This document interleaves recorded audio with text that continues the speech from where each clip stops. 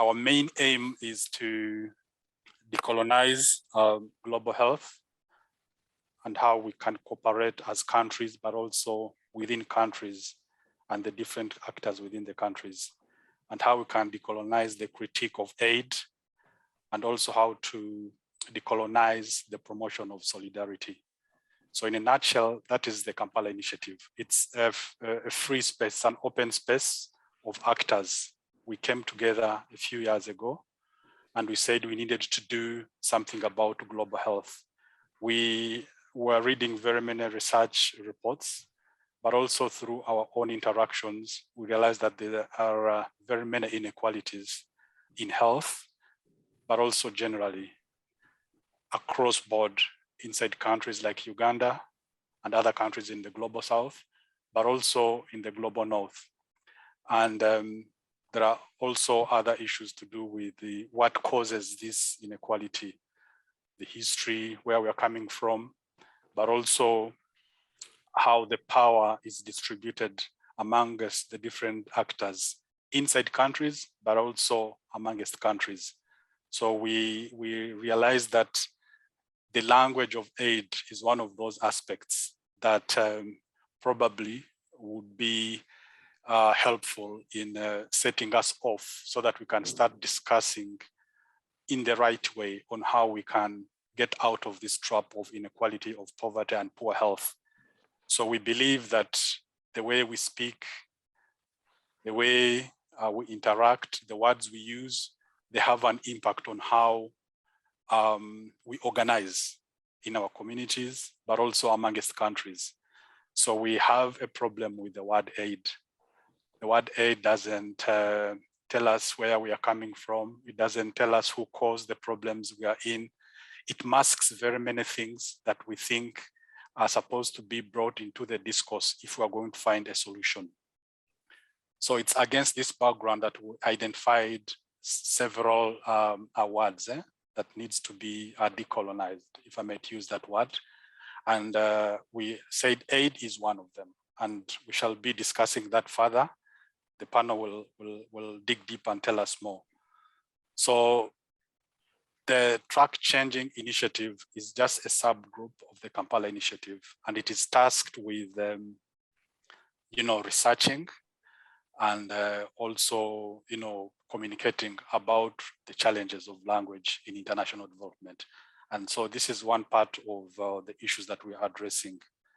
So in a nutshell, the purpose of this webinar is to add to the debate on the role of language in contributing to wider global inequality, including masking current power dynamics between the global north and the global south, underscore the importance of language in determining thought process, action and reaction, debate ways of decolonizing language, and collect as many ideas for renaming aid as possible.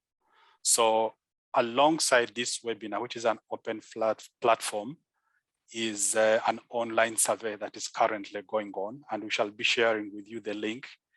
But in this survey, we are collecting alternative words or names for aid, words that are more empowering, that can help us build solidarity and help us solve the challenge that we are facing.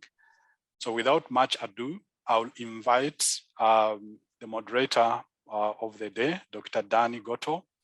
He will tell you everything about himself and also the panel, and he'll drive us through all this process. So sit back, relax, and be upfront in terms of contributing. Thank you. Over to you, Danny. Yes, thank you, Hamim, for that wonderful preamble and introduction. I'm privileged and glad to join all of you on this noble effort to create a narrative that is better for humanity. The conversation is going to take, but I would want to share with the audience. I'll give a brief introduction in regards to the historical context of aid, with a particular focus on Uganda, then, chat through a little bit of setting the stage of the narrative within the aid systems and structures within our setting. And thereafter, I'll introduce Alana Kembabazi, who will give her personal experiences interacting with the aid system and critique or propose or support what is working, what is not working, what challenges within the developmental narratives are perpetuating elements of structural racism, neocoloniality, and all other forms of recipients. And then after, Dennis will come in, we'll introduce him, and then thereafter, I will have Sarah. And after Sarah's presentation, then we'll have Martin will come to wrap it up. Thereafter, we will have sort of like an open plenary where people will give comments or contributions to the discourse. I must also emphasize that there is a Q&A. At every person is sharing, we'll give a space of about 3 minutes or 4, because each one has about 10 minutes. So 7 minutes or 6 minutes of presentation, then we shall have a Q&A just immediately after each person's presentation. And then another person will come in. So I'll urge the attendees, please kindly follow the Q&A and ask or make comments so that we can quickly catch them up. So having cleared that, please allow me to make a submission quickly, and then I set the stage. Danny Goto is my name. I'm I want to call myself a retired physician, but you never retire in this part of the world, but I'm a public health physician. I transitioned as a medical practitioner, public health specialist, and I'm now leading Innovations for Development, a non-profit organization that is trying to stand at the intersection of innovation and development and critiquing some of the models of development that have bedeviled this part of the world for so many years. As you know, Uganda got independence in 1962, and we've now had about 59 years after independence. But prior to that, the British had made a protectorate of Uganda in 1894. So Uganda has been independent less if you compare to 68 years of the British rule. To give you some history, by the time the British left in 1962, they left 482 kilometers of asphalt tarmac, 28 secondary schools, 41 primary schools, 15 health centers to the level of hospital, and a bankrupt treasury, because they had taken literally everything at the time of closure. About 479 trained doctors. So literally, if I could say, Uganda had a false start. Actually, it is in the recordings by 1963, the then government wrote to the British government asking for assistance because they did not have anything to run the state. At that time, the country had 7.2 million people. And it was predominantly rural with an enclave of modernity, about 5 kilometers out of Kampala. So after 68 years of British rule, apart from the railway line that was running through to the copper mines in Kirembe, the country was literally left with nothing. So we had a false start. I wanted to give that background for people to understand when they talk about aid, because you cannot delink the conversation about aid without you having conversation around colonialism and the impact of colonialism and what it did. There, immediately thereafter, in 1966, we went through a civil war that lasted about 20 years. Now, the civil war was engineered partly by the British, as you know. Evidence coming through shows that the British intelligence agencies engineered the coming of a dictator called Idi Amin, working with the Israelis. So much as they had left administratively, they remained with a very strong influence in determining and influencing who became leader. The reason for the deposition of the president then, Milton Obote, was because he had moved to the east. As you remember, the old geopolitical inclinations of West versus the East, meaning that he had moved to make Uganda a communist republic, just like Tanzania had done. Shortly thereafter, having gone through Idi Amin, of course, and him battering our economy, expelled of course the Asians that of course had been to do the donkey work that the Africans could not do, but Asians could. So that was the start that we had. So Britain in the 1970s, started a semblance of trying to engineer a change of leadership and giving some bit of clandestine aid, majorly military aid.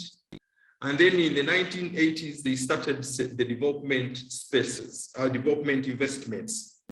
I must say that if you look at our former colonizers and what they created, because if you see the transition from the colonial office, we were put under the Commonwealth Department or office.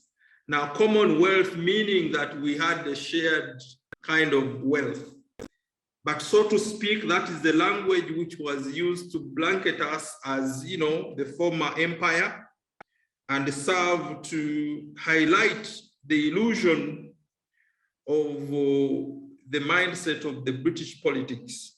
So early in the days, when I was still a student, we used to describe Uganda as, we used to call it a poor country. Others, they used to call it least developed country, third world. Actually, the name that I remember most is that we were called the third world. Somebody had sat somewhere and created a world. The first world, which was, of course, the Western world, former colonizers. The second world, maybe the Chinese and the Japanese and their other people.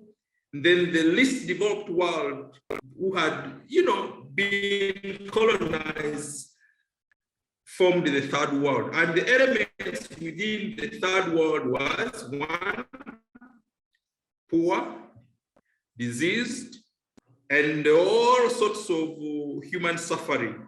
Actually, if you did a Google search about Africa in Western media, you will not cease to see words like poverty-stricken. You will not miss words like disease, death, suffering. So this is the narrative that we are dealing with. A narrative that dehumanizes, all right? Devalues, delegitimates, destabilizes, decenters our humanity. You can imagine if you have grown up, however wise or intelligent you are, in a country called Uganda, and you are carrying a passport across the borders and you're called, I have a lot of experience of that. The first thing people look at you and see is poverty, something to offer, who have created their wealth. And it gives the illusion that everyone in the West is rich, which is not true. So this is why language matters. And language must be something that we really need to say, please give it back. We have our own languages, of course, that have been swallowed by the realities of the powers that be. In the development space, the language which is used negates our expertise. Of course, the foreigners are the ones who know, those who have had university degrees from those capitals that matter. So if you are a Ugandan who has lived the experience and worked in Uganda and served your community, and you understand the dynamics and ins and outs of HIV, you are just a human being. When a foreigner 2 weeks down in Africa has seen a couple of buildings here and there and the poverty, becomes an expert. Why? Because he or she is assumed to know more than the person who has been there. So he's the one who develops the proposal, she's the one who writes the report, and he or she is the one who interfaces with the donor or the one who gives money. And at times, they are the very ones taking decisions on who should get funded or what kind of investment should be done. So this is the background we are coming from. And we're saying, please, you do not have the right to knowledge. You took away our resources, our ability to know, and agency to know, and power to know, and our humanity. You cannot come back to claim that whatever you are giving us is aid. Aid, for the lack of good words in English, meaning that you are reviving me. In one of the vernaculars, we call it kuhimbura. Kuhimbura means to revive, meaning that I am on a deathbed, you are aiding me to come up. Now, the question is, who took me to the deathbed of poverty? I told you, Uganda, my grandfather fought in the Second World War. He fought in Indochina, in a country called Burma, Cyprus, and so many other. And they were doing enormous work. The British didn't pay them. They only gave them pips and some insignia of the Queen, and they returned it to Africa with nothing. This country supported Great Britain with a lot of resources during the First and Second World War. The copper, the cotton, the coffee, and all sorts of things that they could take away to fight the war. Now, come 1970 and 80, the British government is coming with their Department of it's called DFID. Development. Now they are talking of FCDO, Commonwealth Development. So which development are they talking about? Should we call it reparation? So ladies and gentlemen, as I wrap it up, I want to say that is the narrative we are dealing with, and that is the challenge that we have. And we need to deconstruct the language and give agency and room for people to be and be who they want to be and live. I stop it at that. Our next presenter is Alana Kembabazi. Kembabazi heads the Rights to Health program at the Initiative for Social and Economic Rights, ISA.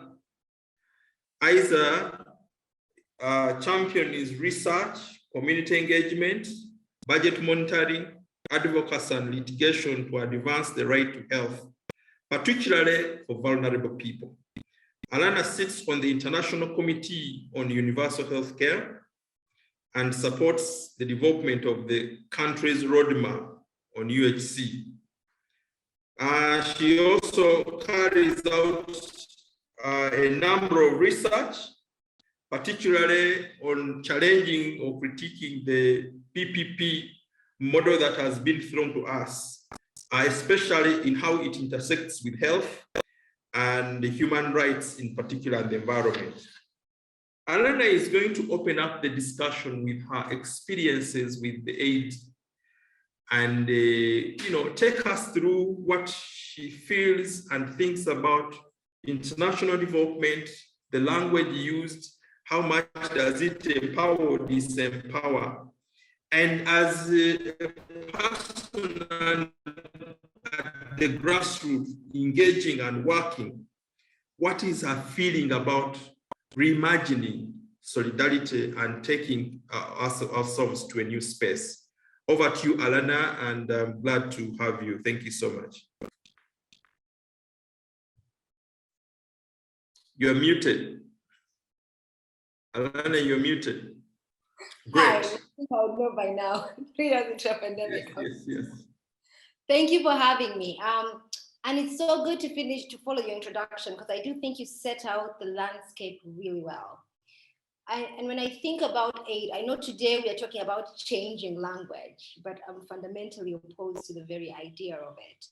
As someone who works really to get people, to wake up around why things like health or education are not political favors, aid actually pushes us back, because it robs citizens a lot of the time of agency, and it robs citizens of the very fundamental idea of any democracy or any reason why you join together state, which is you should be able to make collective demands upon your state. Demanding for quality public services is the very least the state can do in this social contract. Otherwise, why are you existing as a state? Why don't we just stay in our families, our tribes, like we did before? Like, why then, what is the benefit here, right? And aid undoes that, because suddenly it is no longer up to the demands of the citizens. I'll give you an example. A budget process is supposed to be participatory. So they're supposed to go to the grassroots. They don't always do it, but they try. I have issues with them, but they do have local government consultations, then the ministry, then parliament. Some of us get to go to parliament and give input. And then you have the aid process, which is completely removed from that. Someone wakes up in a boardroom and decides that this is the problem of Uganda. I'll give you a good example. The World Bank financed reproductive health vouchers. You've heard about them. USAID also does it. This magic bullet, pay 4,000, make the poor woman pay 4,000 shillings. She can afford it, she'll get a slew of services. They never asked these people what they needed. So they determined that if we come up with this voucher, which most of them found to be too expensive, and in fact, those vouchers were taken up by people like me who recognized, 4,000 shillings is a good deal. And healthcare workers said, why are we getting vouchers for poor women why are we seeing women coming with vouchers for poor women, but they're coming up in fancy cars, just driving up. But when that happens, it shows a real disconnect, because these people say we can't afford 4,000 shillings. What we need are public health facilities. Sometimes we struggle to get our husbands to let us to go to the health center. Now you want to add money, right?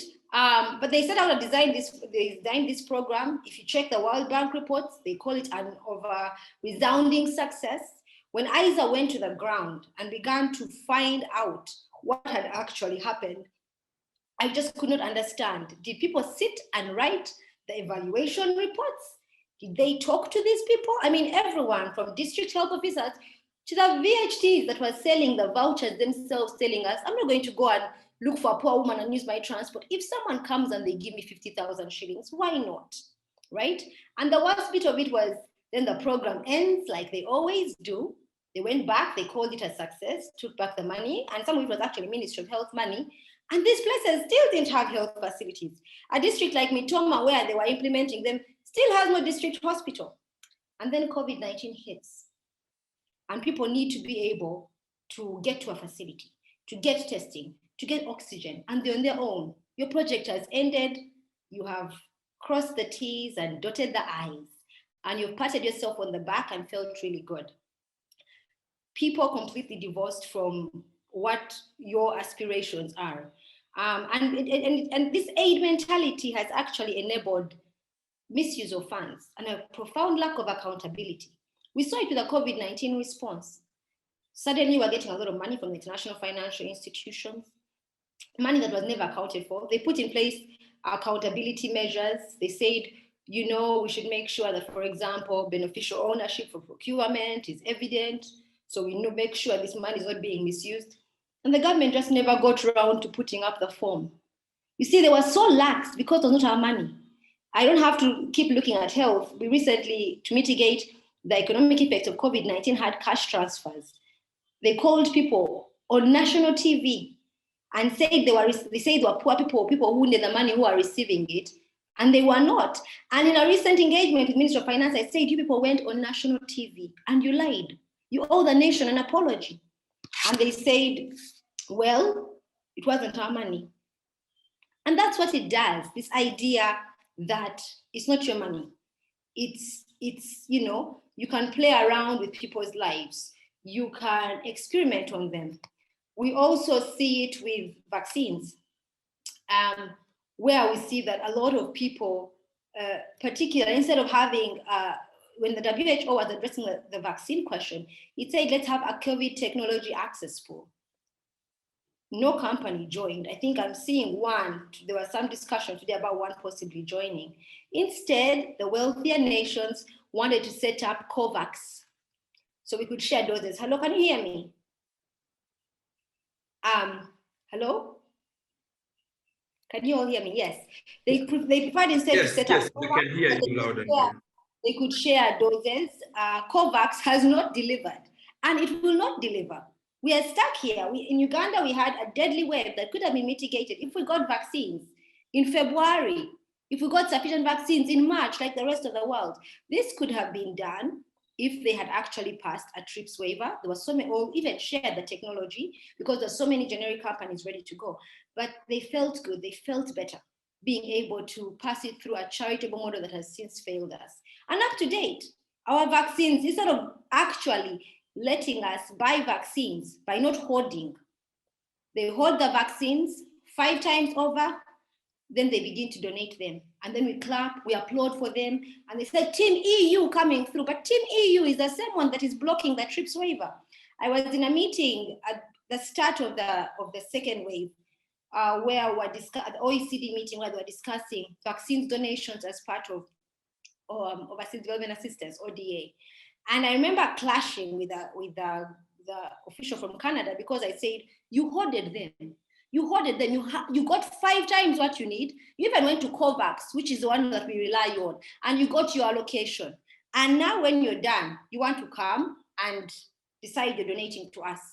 You could, what is this? And he said, no, and they wanted to get points. And I said, the reality is that you're depriving us of every dollar in ODA that is going to be counted to value your vaccine donations, is depriving us of things our health systems could be doing. And later on, just this weekend, I heard that Canada disposed so many vaccines because they expired.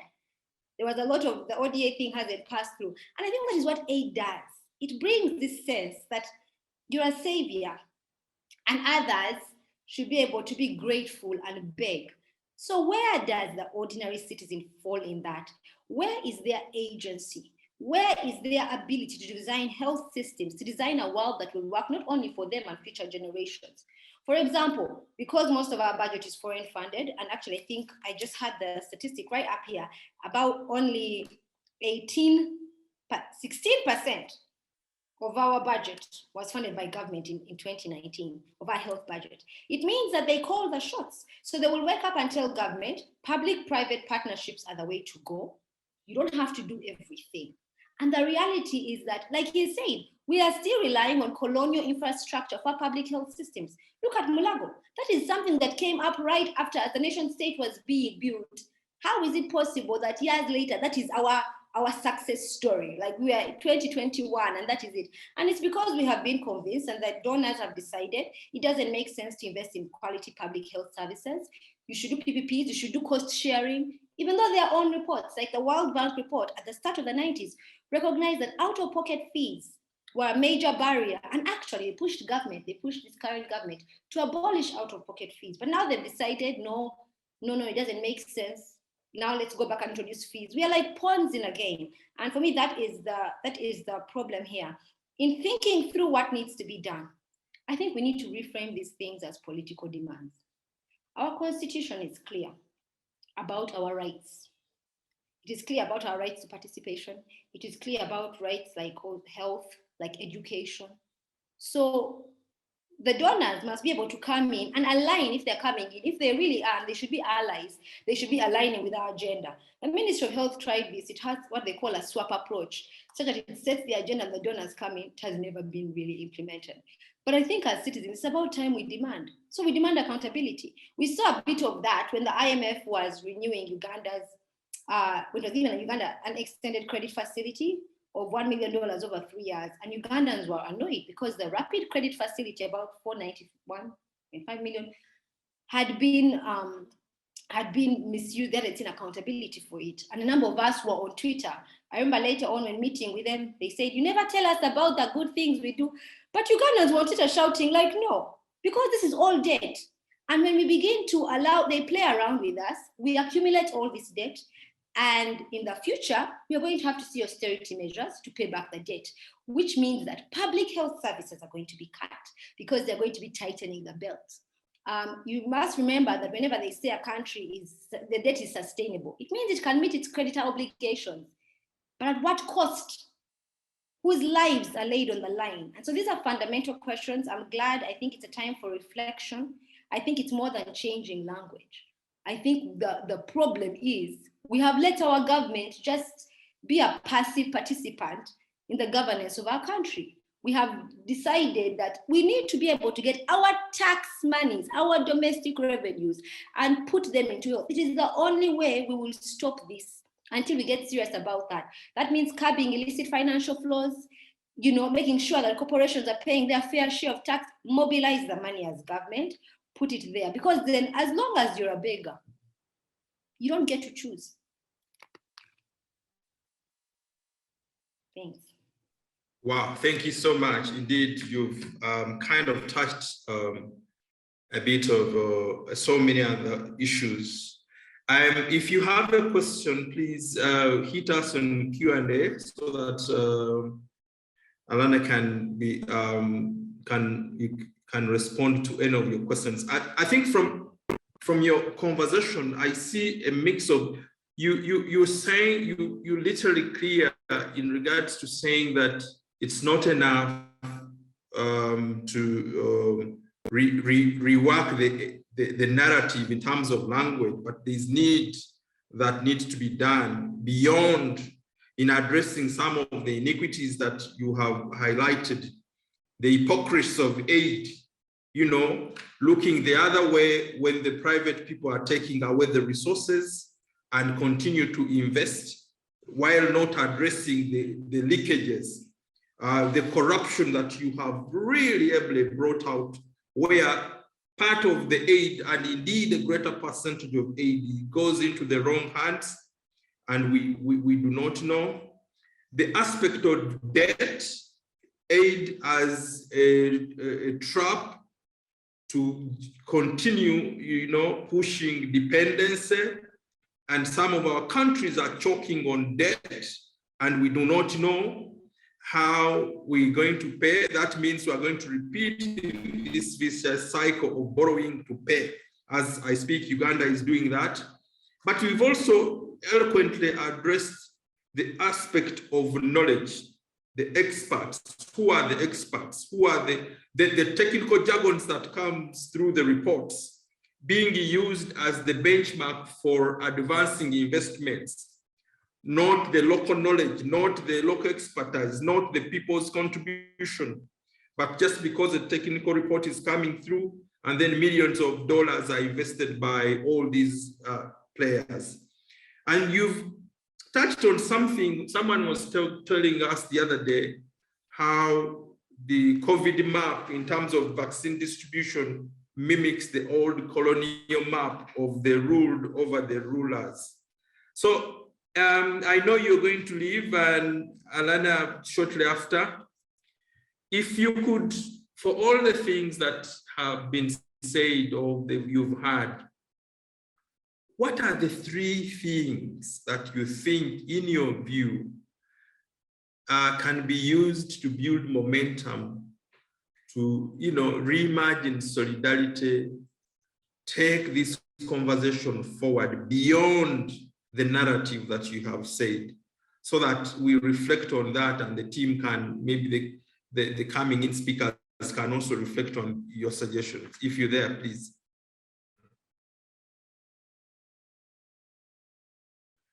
Alana.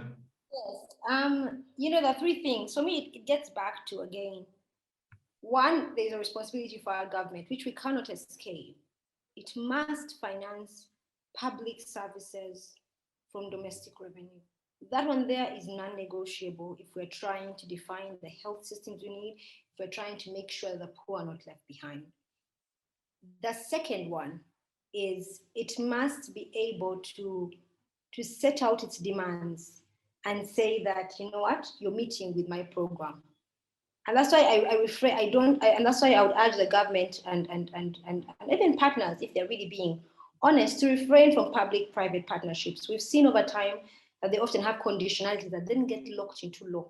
So your situation changes, maybe it's COVID-19, you need to do this, you need to do this. And instead you're following something that is not necessarily benefiting your people. So that is the second aspect around it. And the third is a call to citizens to demand accountability. Whether it's aid money or government money, I can assure you there are no free things. And you're going to pay when money is misused. So that would be the key thing. And if aid must be given, because it is needed at this point, we can't completely wipe it out. One, it should be in the form of grants and not loans. And there should be very little conditionalities, right? Because if you're coming with aid, if you're saying you're going to help, and you're coming and you're believing these are trusted partners, then why do, for example, in states like they have done, we saw that with the vouchers, they insist you must use, instead of a Ministry of Health implementing the program, they will spend a lot of money, about 70% of the money will be spent in administrative costs for a firm that they have selected should implement the program, or an organization, right? So they must be able to say, yes, we are coming in to giving the money. What are your needs, right? And then give it, trusting that the government can do it. And then if it doesn't, be able to have, there should be, of course, accountability measures. There should be repercussions if there isn't, but not this idea where you come and you're telling the government not only how to do it, you're selecting how it should be done, who should do it. If you begin to tackle this question, you realize that even our budget right now, as is set by donors. And I know this on good authority. When it comes down to the nitty-gritty, to deduct into, after all the debates, I can assure you the donors have voice than Ugandans. Yeah. So if you could change the word aid to another word, what would you call it? Support. Support. Good. Yeah. Thank you so much, Alana, for the wonderful sharing. I know you're jumping out and going for another engagement. We'll continue the conversations, and if questions come through, we'll try to answer them and see how they can reach out to you. Thank you so much, and God bless you, and continue the support and work that you're doing with ISA. Yeah. Thank you so much for having me. Bye. Yes, thank you. Next is Dennis Mukenya. Dennis Mukenya is the Executive Director of Uric, Human Rights Documentation Center, and is also the coordinator of the People's Health Movement in Uganda. He's been part of the struggle for, the drive to, recreate equitable social justice. He's been around talking about PPPs, doing research and documenting all the struggles of Ugandans. Dennis is going to, take us through an imagination just beyond the words, beyond the narratives, but what is aid and what can aid look like? How can we structure it so that it is transformational development? He likes to use the word, another buzzword, I hope, transformational development, development that is for the people, by the people, with the people. Dennis, I hand over to you to share with us your presentation. Thank you so much, Dr. Danny, for those kind words. I see I can't share my screen for people to follow my presentation, but that's okay. I'm sure you can hear me loud and clear. So I love the presentation that Alana has given us. And in my mind, I have been thinking to myself, you know, when you double back and ask yourself that, is it only Uganda suffering the atrocities that aid is causing us? And if so, why? And what's happening really with aid? I mean, she has concluded very well that indeed we need aid, but the issue is the structure that aid has taken. Yeah. And for me now, when I was invited, by the way, I'm part of the Kampala Initiative. And when I got the concept of what we are working on, trying to decolonize aid and the narrative around it, I figured that I want to jump out of the structure of only talking about Uganda and look at the global challenge. As somebody working with the People's Health Movement, we are always trying to do the advocacy at the global level and trying to find how it links with country level advocacy on so many issues. So now this again takes me to that activism in me, wanting to understand what is aid. And that's where I started that's why I want us to start by discussing. So after understanding what aid is, and then we talk about, in the kind of work I've been doing in the Kampala Initiative, we all agree. Those who are not part of the Kampala Initiative, I think it's high time you joined, because it is taking us back ages back when aid started. And this was at the time of World War II. You remember when we talk about Cold War? Somebody I love reading a lot called Chris quoted Joel Simanoff and said that the essential role is not to achieve public stated objectives, but rather to maintain a global political economy of inequality. And there we get the best example arising out of the WHO when you talk about aid. After the Alma Ata conference, I think small countries like Uganda got their first win when it comes to the global table, because the Alma Ata brought an angle where the unequal was speaking with the equal. But now that explains what exactly happened, because now we have the people who were worried that if we get this equality, where does that leave us? Taking us back to the World War where we started that issue of aid. A few countries trying to legitimize issues of providing for others and remaining in power. So now when it comes to WHO, why do we today have so many voluntary contributions other than the assessed contributions? If there is a global order where we are all subscribing to, why shouldn't everybody have an assessed contribution and they contribute? So the devil lies in the detail, and it takes me to the issue of language. So they hide the devil in language. They say in Uganda here that if you want to hide information from us, keep it in the words. And indeed, that is what happened at the WHO. The devil is in the detail. So many people are now contributing to the assessed contributions. They are forgetting, so rather to the voluntary contributions, they are forgetting the assessed contributions. Actually, America, who were the biggest contributors to WHO, who have been driving the UN agenda, have not paid for their assessed contribution for such an amount of time, until when we were all awakened by Trump saying, I'm out of the WHO. Because he realized that now a new developing power, China, had taken over when you look at what happened around COVID. Yeah. So now for me, the narrative goes to the fact that the devil is in the detail. So when they do these assessed contributions, when they do these voluntary contributions, that means they are gaining power traction. It is a political game. And that is what aid is, that is what is happening to aid. And it is hurting many. And by the way, for your information, it is not only Uganda or the least developed countries like us. It is even themselves, they are also being affected by aid. Because in the beginning, the way it was happening is that aid was taken as the official development assistance only in that bracket. But then it so happened that we got very many private players who were actually donating. and engaged in this issue of giving so much philanthropy. And the challenge now was that official development assistance could actually be controlled because the UN, the World Bank, IMF were running under some form of governance. But when private players came into the picture, it now creates a dilemma, a quagmire, and it is all about language, because the language does not provide for the private players who have now joined philanthropy. And now that makes aid very complicated, because many of these philanthropists, you will ask yourself, where do they get such generosity?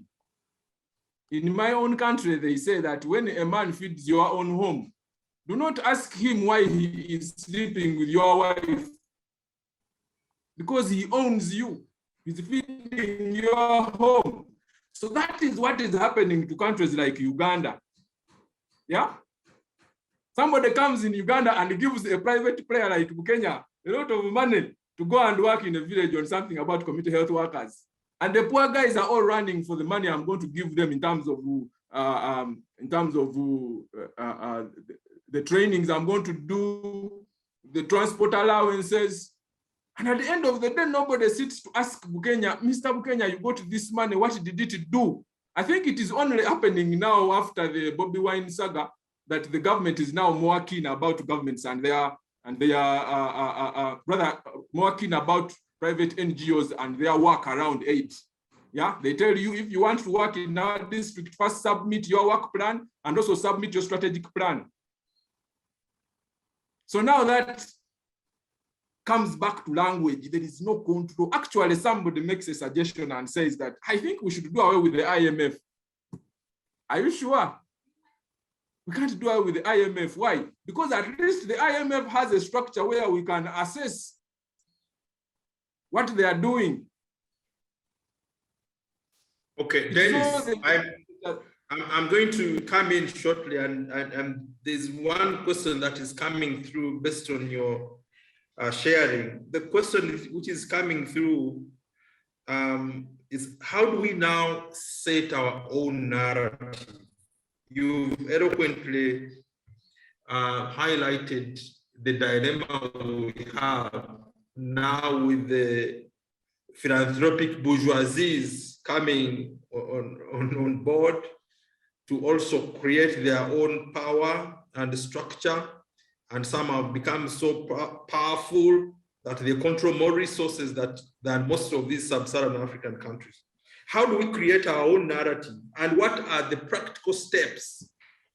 Because for us who are reimagining that, if we change the words, the narrative, who says what they say, probably that would go into people's heads to start reimagining how to shift the power, how to shift their operations and acts and practices. So we wonder, how do we set our own narrative with our own internal challenges, as you know, you've eloquently put? So that is exactly where my discussion was heading to, because I wanted to make the point and make the emphasis, but I think I have already done. And now go to what is the practical approach for us. Now, for me, there are two practical approaches that I have been reading a lot about, but I want to expound them. The first practical approach is participation. If there is no participation, then issues of transparency, accountability, and all that are lost in the detail. But the question now lies in the fact of who will participate and at what level. So the level at which we need to do the participation is, first of all, from the grassroots, then to the country, regional, and then we can look at the polling station of the global nature. So if you talk about issues of participation, it then goes back to the language. How does the language make an enabling structure for people to participate? And for me, I think it is not enough to just say that we need to look at participation as one of the angles. We need to engage further and say if we are participating, who is participating? One, we need to cater for the private players who have joined. That is, the language has to change in terms of governance. Two, we need to also cater for the fact that the people who are engaging are also accountable to the people who are the recipients of this aid issue, and they must be included in the language. Then the other issue that I think we need to do, or we need to think about when you talk about the issues of language, we also have to think about how do we document the successes in aid, because I think we still need aid.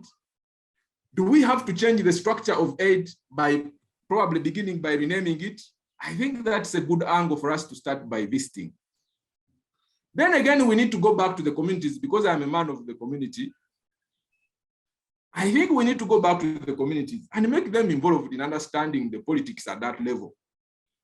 I'm sure I have run out of time, Dr. Danny, but I will be open to further questions. And I am feeling like I am undone by the time I had, because I really wanted to touch a lot of structures, beginning from, from the global to the regional, and then coming down to Uganda. But thank you for allowing me to speak to you, ladies and gentlemen. Indeed, we will have a minute after all the presentations. We'll call you back to kind of say those key points that you could have left out or anything, or even answer to some of the questions.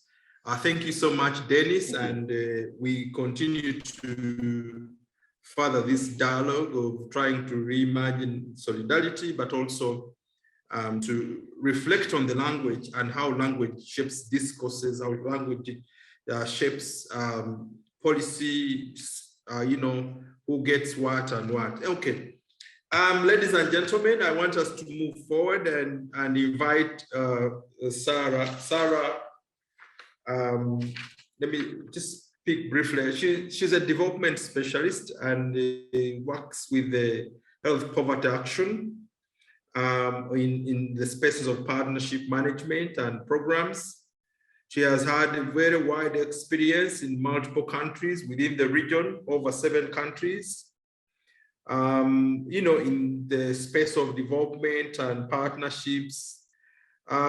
She's a good author. She will tell us about the wonderful books or articles she's written.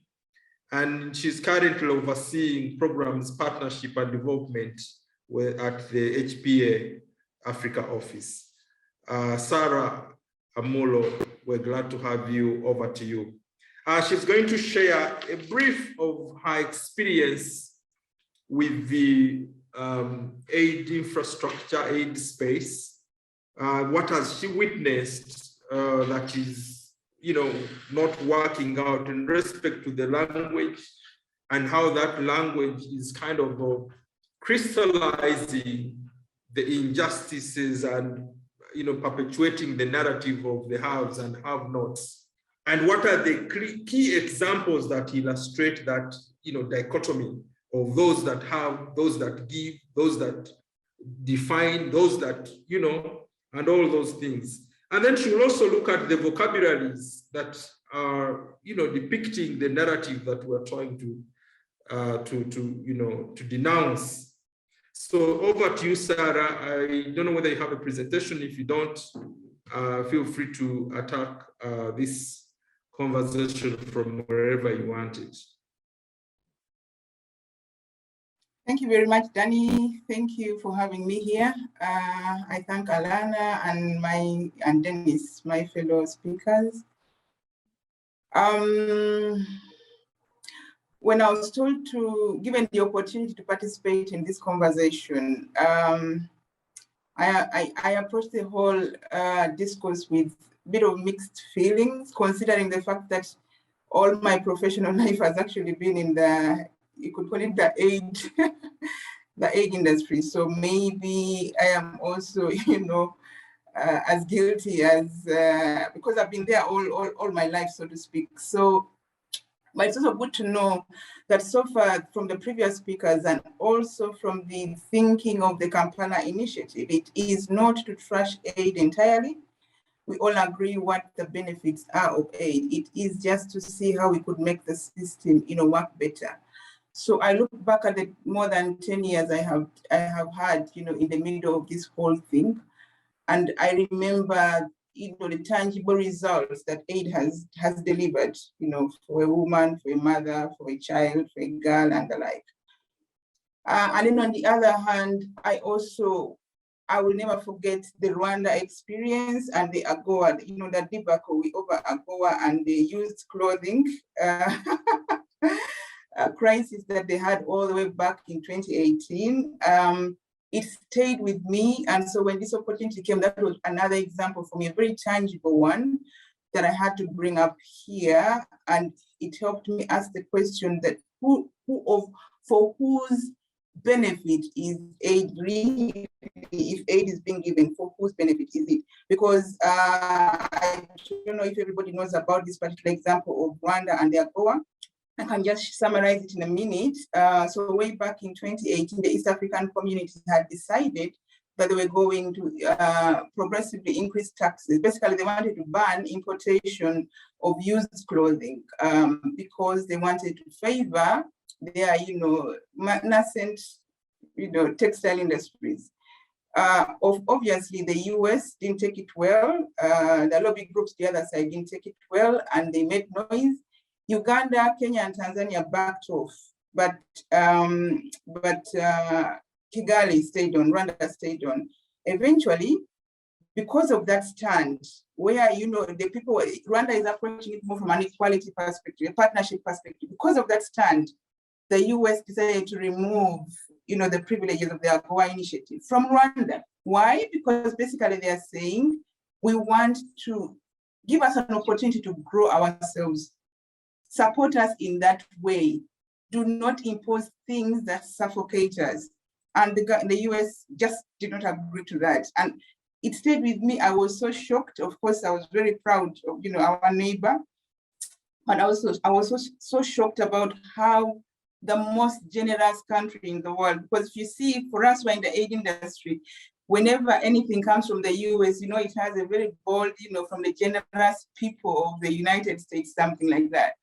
But that was a very clear mark that shows us that whatever they are supporting us with, whatever claim there is to this, it is not that our benefit comes first. Our interests are secondary in everything that we are receiving from the other side. But also now, back now to the mainstream, NGO world, you look back and ask who really benefits from aid.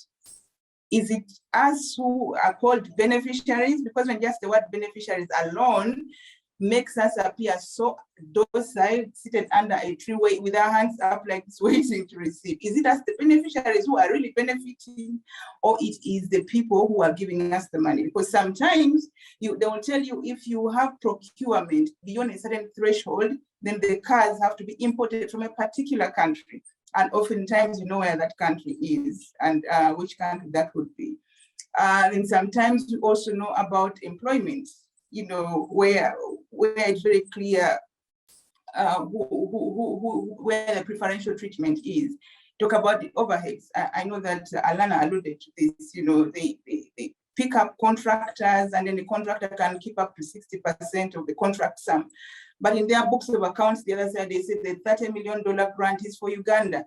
But you know that about 20 of that has actually stayed the other side. So we're basically being used, if you want to so to speak. And again, Alana brought up what I also thought about, that if indeed we have been equal partners in this whole thing, then the COVID response was the greatest test to this whole, because COVID came and all of us were at risk. But you see the injustice around how the response and the vaccine and all that has been passed around. And then I asked myself, but is the aid vocabulary the issue really? Maybe. Especially the beggarly mentality. Where did it start? I know when I began way back in my career, the communities, because when you're beggarly, you lose a certain feeling of independence, a certain feeling of dignity. Earlier on, community members were more giving, even within their limitation, within what you call poverty. the Western world would come and look at them in a grass-thatched house and they would identify that as poverty.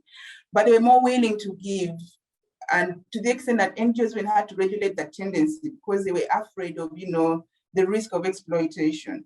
But I know that later on, there was a very, very bold chorus of, give me, give us.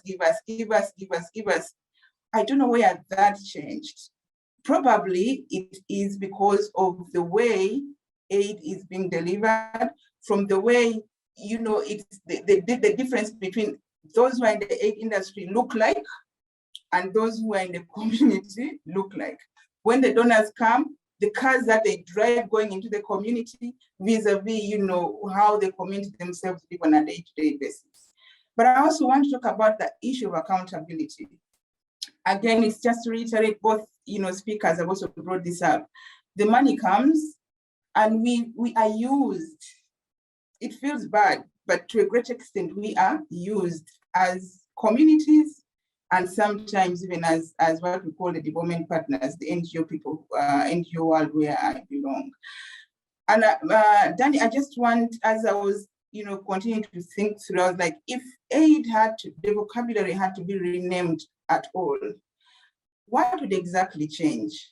And then, I close my eyes and I think about, my grandmother or my cousin way back in my village.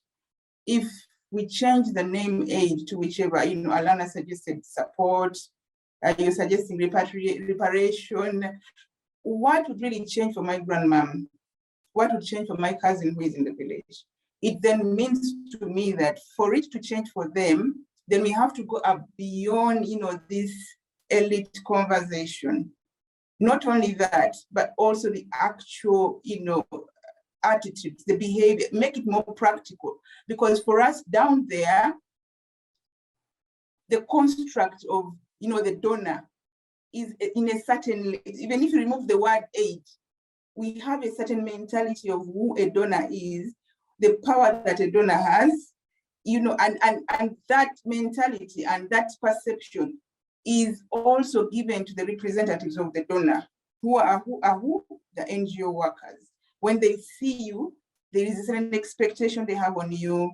The power, they don't even listen. I mean, we pretend to listen to the people, but the people we don't actually take on whatever they are saying. So really that if anything has to change at all, then you should go beyond just the language, but also make it very, very clear for even the person, the final beneficiary, because my grandmother would be in that category of people currently who are receiving the cash grants, or my cousin, back in the village would be a typical beneficiary.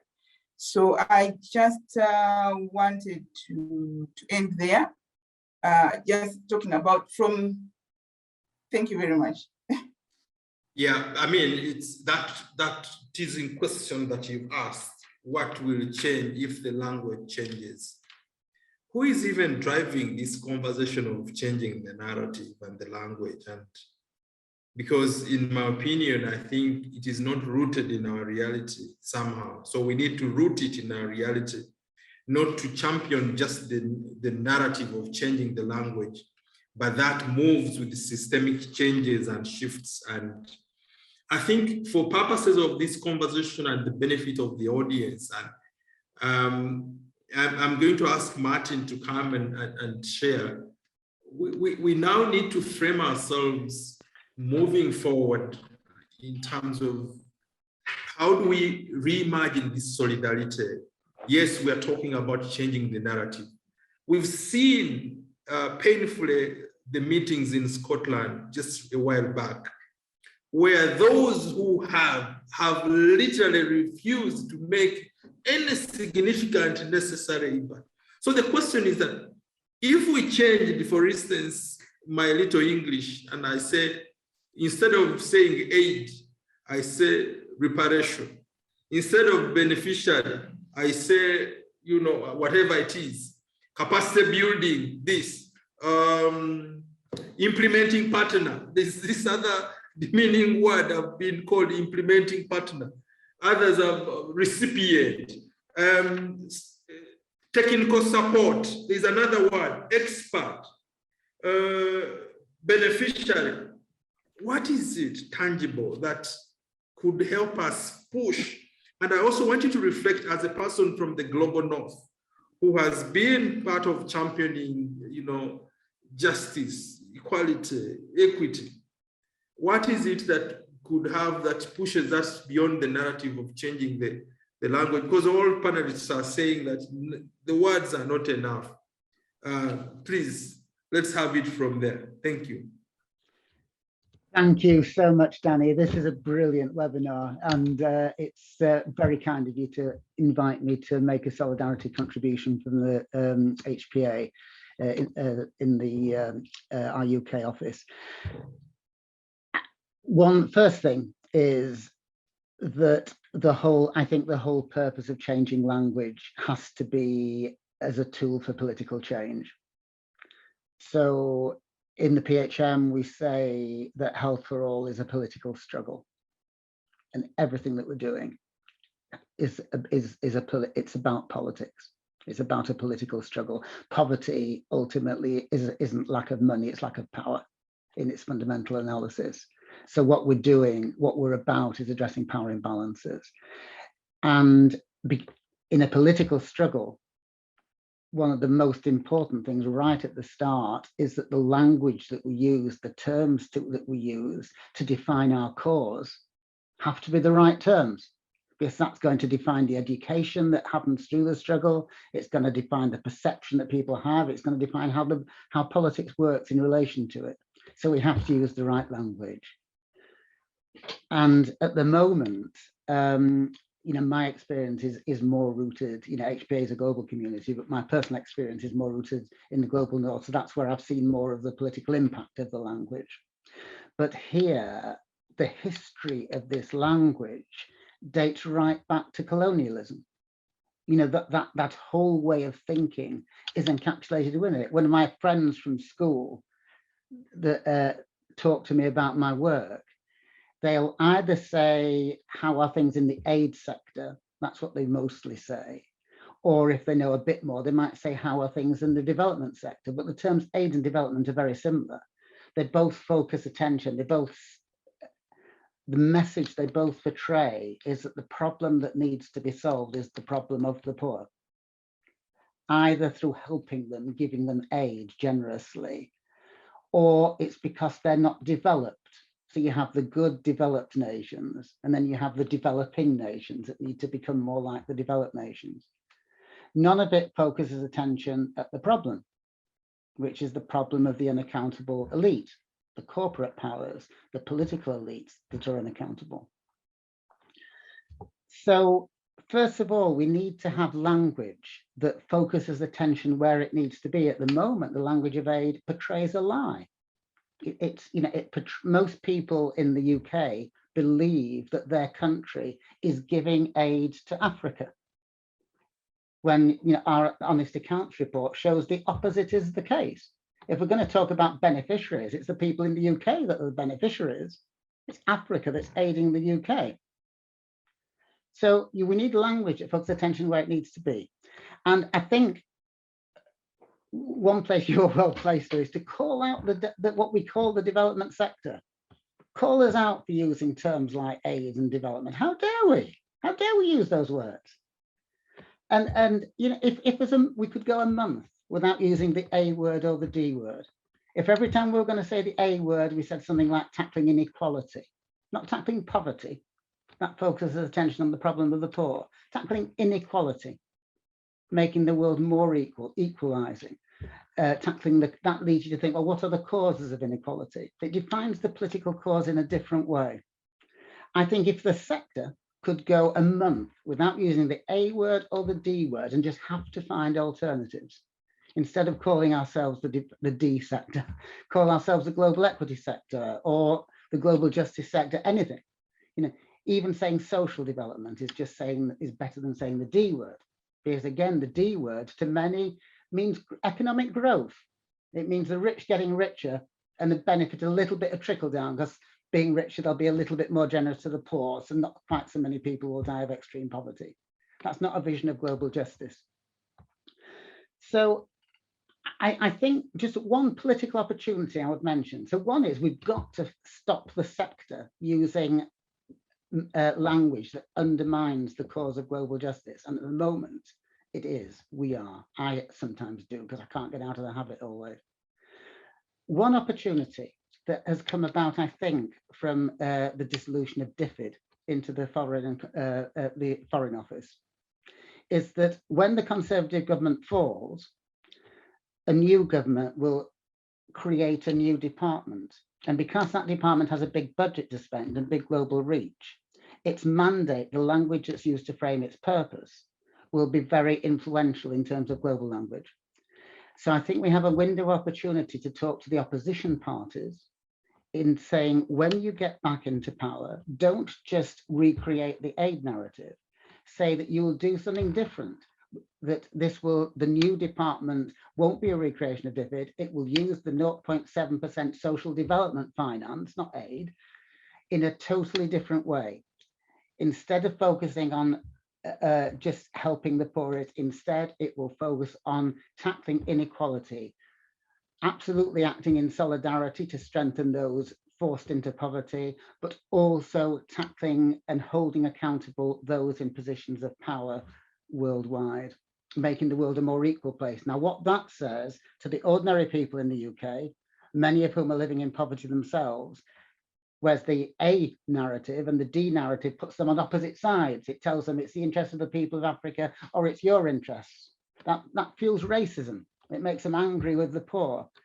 Tackling extreme inequality puts them on the same side. It unites progressive movements globally. So I think we've got a window of opportunity. If we can focus it and really lobby those opposition parties in the next 2 or 3 years, there's potentially an opportunity to reframe some of the argument. I'll pause there, Danny. Thank you. Wow, that's really, really amazing. And you know, you brought me back in full circle to the words I shared first, quoting from Sarika, who said, language matters. The words we use shape the stories we construct of people and places, and ultimately the policies and decisions we make. Meaning, ably that just by shifting the word equalizing development and putting it in the place of aid, it changes the picture. If someone is now saying, okay, begins to ask a question, why are we equalizing? So the word becomes not an end in itself, but a beginning of a conversation. I picked social development financing. Oh my God, this is interesting, social development finance. And someone can, you know, equity sharing, you know, global justice.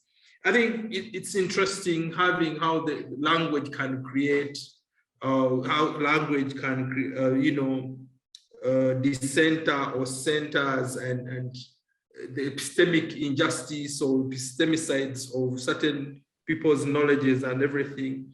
I think I'm going to move to the space of wrapping up. And I'm going to ask each of the panelists to share their parting shots. But before you do that, I must announce to the rest of the audience is that there's a survey going on. In that survey, you'll see that we're even proposing particular words that we want you to, you know, recommend that could be, you know, promoted. There's an organization in the UK called Bond. They've done some bit of writing around some of the language which can even be, you know, used in the development space. And I read through their report and I found very interesting words that, you know, illustrate partnership, illustrates the history of some of the injustices that have happened to people, not just, you know, saying we are helping poor people in Africa.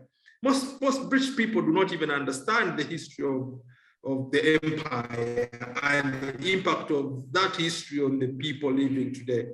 You know, I talked to someone and said, come on, we are tired of that. What is your problem? All the time you're talking of race, racism, exploitation, neocolonialism. When will that end? But we're still living with those structures that were created. We're still living with the reality of unfairness. So I will start with you, Sarah, to give us your parting shots. And, you know, if everything never changes, there's a possibility. What should you carry on forward fighting for in this discourse of creating a just world? Thank you very much, Danny. If language fails, I think I have to start with changing myself. So listening to Martin, I heard him talk about, you know, instead of the D sector, maybe we call it the social justice sector. And I think you remember somewhere I was describing myself. Oh my goodness, I'm even embarrassed now to, to use that word on who I am. So going forward, I think I'm also going to already start to adopt the new language, the more progressive language. Then, like I said earlier, because I personally have been in the middle of it all, it's very possible that I've also been perpetuating this whole, you know, division and inequalities in one way or the other. I thank you very much for the opportunity to participate in this, and my mind is even much more open. And I think that aid, the words and the vocabulary should actually change, because language does amplify thought. So that means if we change, then it also triggers, like you just said, triggers the thoughts in people, and maybe a conversation starts. Thank you very much. Wow, thank you on that. Dennis, over to you. What do you have to say? Thank you so much, Dr. Danny, and everyone who has made this a very interesting and compelling discussion. So for me, if I am giving my parting shots, I always go to participation. And I have sung participation for many years. That I think we need to be part of the discussion. So everybody has to participate in this if there is going to be any change. But however, I have to warn everyone that it is not going to be a quick fix. Yeah? Because when you talk about the issues of participation, without necessarily creating the angles in which people are going to be able to participate, and what kind of participation do I mean? The issues of transparency coming to play, the issues of transparency, accountability to the people, and then of course, defining the exact character that aid will take. And for this to happen, it also has to be embedded in language. And for me, I go back to the global setting. I go way back to that Cold War times, that if we can change the wording then, and structurally create it in such a way that it is accessible and applicable to everybody down to a small country like Uganda, then we begin to make a win. And then, of course, I have seen many people saying we need to undo, or we need to do away with the global powers that be, like should we say that we need to change the IMF or the World Bank and think of something else? And I want to depart from that by saying that we really need it, because it is because of such global powers, rather global structures of aid like the World Bank, that now we as activists are able to stand and critique it to make it better. Yeah. So what I am thinking is that what matters most is us to be part of the language now. All of us to be part of the language, or if others are doing the language, can they make it inclusive language? Thank you, the moderator.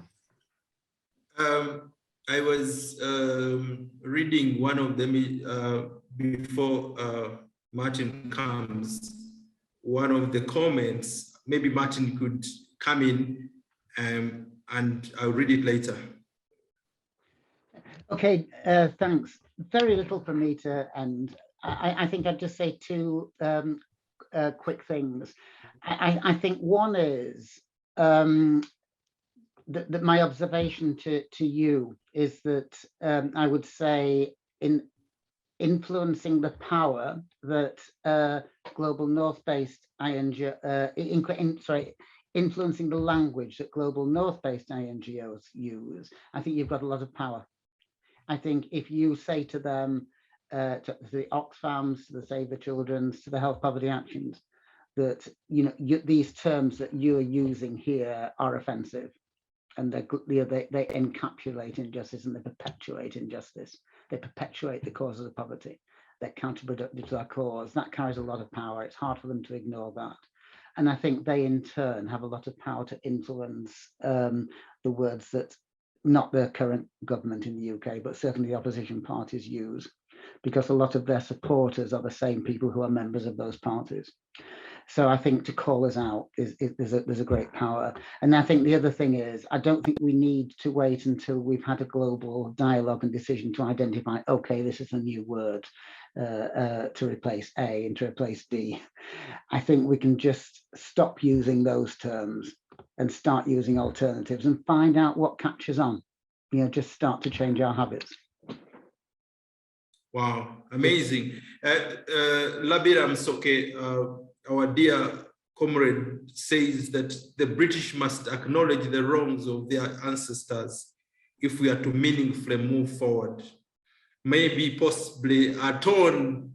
In Africa, we have something called atonement. If my family killed another family's person, there is a way we get down. We may not pay in cash, in kind, whatever, but we atone the death and say, yes, we are moving ahead. This is what we are putting in recognition of the injustice that we did. Please forgive us. Sometimes that helps, it heals, it makes people understand at the end of the day, we are all humans on this mote of dust, moving in space and knowing nowhere we're going. I want to read one bit of quote from somebody, anonymous. He said, language as communication and as culture is the product of each other, and language carries culture, and culture carries, particularly through orature and literature, the entire board of values by which we perceive ourselves and our place in the world. Language is thus inseparable from us as a community of human beings with a specific form and character and a history, a specific relationship to the world. Language is the best tool used to give us identity to a natural world. So language is everything. When humans started to talk, it is something that collected and built us to come together. And we must use it to bridge the gaps, to atone the mistakes of the past, and forge a world that works for all of us, regardless of where and which position we found ourselves. I normally tell my friends, I didn't choose my parents. Probably I would have wished they were aliens on a planet far away from Earth. But this is the only home I know. The only quest and hard work I need to do is to make it better for myself, my family, and those that will come after me. Thank you so much, my dear presenters, panelists.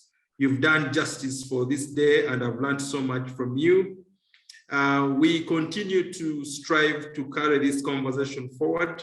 I urge all the participants to, take the link on the survey and take in some questions and answer and give us some opinion on how we can reframe the narrative, but also in creating a just world for everyone. I thank you, and I can announce that the webinar is closed. God bless you if you ever believe in God. Thank you. I hand over to you, Hamid. Wow. It's a pity that we don't have Alana. I just wanted to say thank you very much for this show. I think it has been very great listening to each one of our speakers. I mean, always wanted to drop in and ask a question, but it always got answered in midway. So that is how good the panel has been.